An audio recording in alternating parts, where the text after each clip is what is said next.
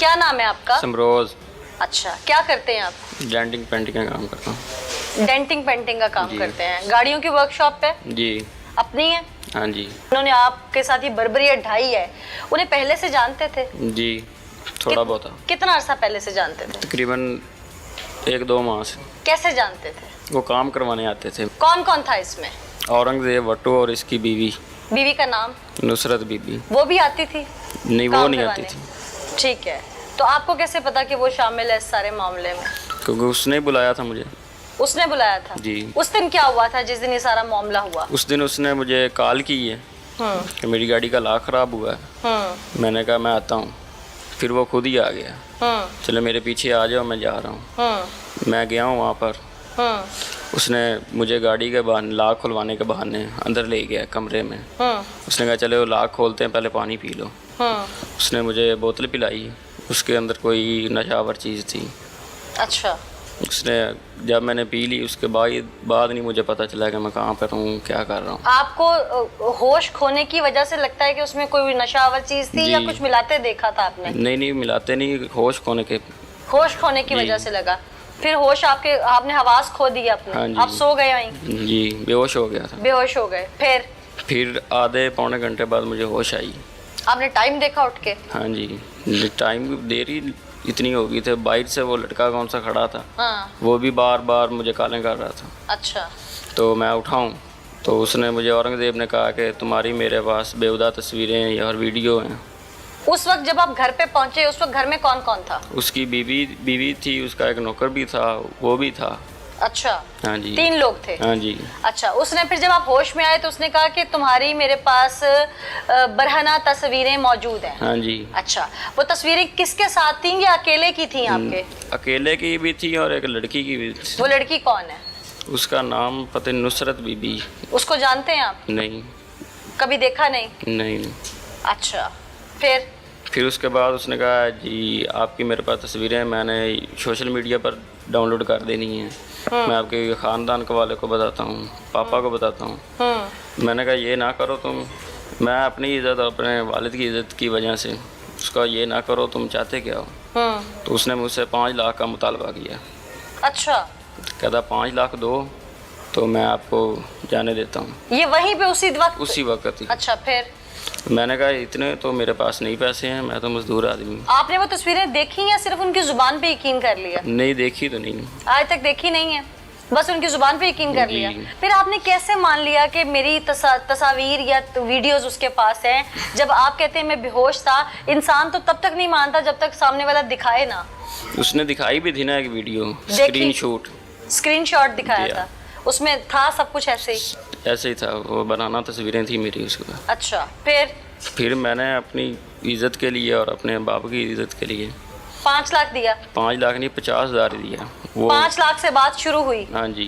कितने पे पहले आप कितने पे आए 5 लाख से? 5 लाख मैंने कहा मेरे पास तो है ही नहीं। फिर उन्होंने कितना कहा? किसी से मांगो, पूछो। हाँ। उसने वहाँ मुझे बिठाया हुआ था, वो जाने नहीं देता था। मैंने कहा मुझे जाने दो, मैं आपको ला देता हूँ कहीं ना कहीं से। फिर उसने कहा जाना नहीं है, यहाँ पर ही दो जो भी देना है। फिर मैंने वो कौन सा मेरे साथ था लड़का, उसको भेजा कार। वो कज़न से लेकर आया, उसको मैंने कॉल की। 50,000? हाँ जी। अच्छा, इस दौरान आपके वालिदैन को कुछ नहीं पता? कुछ नहीं पता था। वालिदैन को तो आजकल में पता चला है ना। फिर 50 आपने दे दिया? 50 दे दिया। फिर जान छूटी आपकी? जान छूटी, उसने छोड़ दिया मुझे, जाओ। उस वक्त छोड़ दिया? हाँ जी। उसके बाद जान छूटी? नहीं, उसके बाद उसने कॉल नहीं करता रहा मुझे, एक दो दिन बाद मुझे इतने दो, मुझे इतने दो। कितने पैसे और दिए? तकरीबन 2 लाख और दिया उसको। थोड़ा थोड़ा करके या यकमुश्त? थोड़ा थोड़ा करके, 10-10, 12-12, 20-20 हज़ार करके। इस वक्त ना हम बुराई के खिलाफ चल रहे हैं, लेकिन कुछ चीज़ें ऐसी हैं जो, मैंने आपकी सारी बात तसल्ली से सुनी, पर कुछ चीज़ें ऐसी हैं जो अभी तक शायद मैं उन्हें समझ नहीं पा रही, एडमिट नहीं कर पा रही, क्योंकि आपकी जितनी भी वो वीडियोज़ और तस्वीर हैं वो मेरी तमाम इन्वेस्टिगेटिव टीम जो पुकार किया उसने देखी है, मॉनिटर की हैं। उसके मुताबिक आप बेहोश नहीं थे, सेंसेस में थे, क्योंकि अगर आप बेहोश होते तो आप इतना बड़ा ये गुनाह ना कर पाते और शायद इस पे ना फंसते। तो ये आपने जो कुछ किया, आप उसकी जद में फंसे, तो आप उस वक्त, इंसान बहक जाता है ना, जरूरी नहीं है कि इंसान नशावर चीज खा के बेहोश हो गया, बहक भी सकता है, शैतान इंसान पे आ जाता है। आप बहक गए थे? जी, बहक भी गया था। बहक गए थे? जी, बहक भी थे। बहक गए थे, आप अपनी दोस्त से मिलने गए और बहक गए? हाँ जी। ठीक, बहकने के बाद जो कुछ आपके साथ हुआ, तो दुनिया में ये बेसिकली आपके लिए एक इबरत है जी ऐसे ही कि जिंदगी में गुनाह की सजा, कहते हैं ना कि गुनाह की सजा जमीन पे भी मिलती है और आखिरत में भी मिलती है। तो जमीन पे तो मेरा ख्याल है आपको किसी ना किसी सूरत में, माँ बाप की डांट की सूरत में या परेशानी की सूरत में मिल गई। आजकल की यंग जनरेशन है बहुत जल्दी दोस्ती में मुब्तला हो जाती है। आप यंग जनरेशन को कोई मैसेज देना चाहेंगे कि वो दोबारा इस तरह से ना फंसे, ये जो नाजायज ताल्लुकात, दोस्तियां ये नहीं करनी चाहिए, क्या मैसेज देना चाहेंगे? कोई भी नौजवान लड़का इस तरह किसी नौसरबाज के हाथ ना चढ़े। नौसरबाज के हाथ तो किस तरह चढ़ते हैं ना, जब आप ये कालें आती हैं ना, यानी कि ये जो फोन पर आप दोस्तियां कर लेते हैं, रॉन्ग नंबर से दोस्तियां कर लेते हैं, मोहब्बत में गिरफ्तार हो जाते हैं और फिर आप नाजायज मरासिम की तरफ चल पड़ते हैं, तो ये ना किया जाए। नाज़रीन, मेरे साथ जो मुदई थे, जैसे पहले उन्होंने मुझे बताया कि वो नशावर चीज खा के बेहोश थे, उन्हें इल्म नहीं था, लेकिन बाद में वो सारी बात माने कि वो बहक गए थे। इंसान है, खता का पुतला है, बहक सकता है, बहक जाता है, लेकिन अगर वो बहक जाने के बाद मुआफ़ी मांग ले, तौबा कर ले और राह रास्त पे आ जाए, तो कहते हैं सुबह का भूला शाम को घर आ जाए तो उसे मुआफ़ कर देना चाहिए। अल्लाह की ज़ात भी मुआफ़ कर देती है। अब हम एक बार मुल्ज़िम की तरफ चलेंगे और आपको सच सुनवाएंगे, लेकिन उससे पहले एक ब्रेक। इससे पहले कि हम मुल्ज़िम की जानिब बढ़ते हैं, लेकिन हमें मुदई ने ही बताया कि जो इस गैंग में काम करने वाले मुल्ज़िम के दीगर साथी हैं वो भी एक जगह पे मौजूद हैं जिनको अभी तक अरेस्ट नहीं किया जा सका और वो लोग फरार हैं।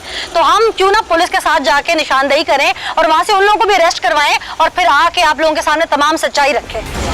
नाज़रीन, इस वक्त हम ऐन उस जगह पे पहुंच चुके हैं जहां पर मुदई की निशानदेही की गई थी और हमारी पूरी कोशिश है कि यहाँ से जो उसके साथी हैं बाकी वो भी गिरफ्तार हो जाएं।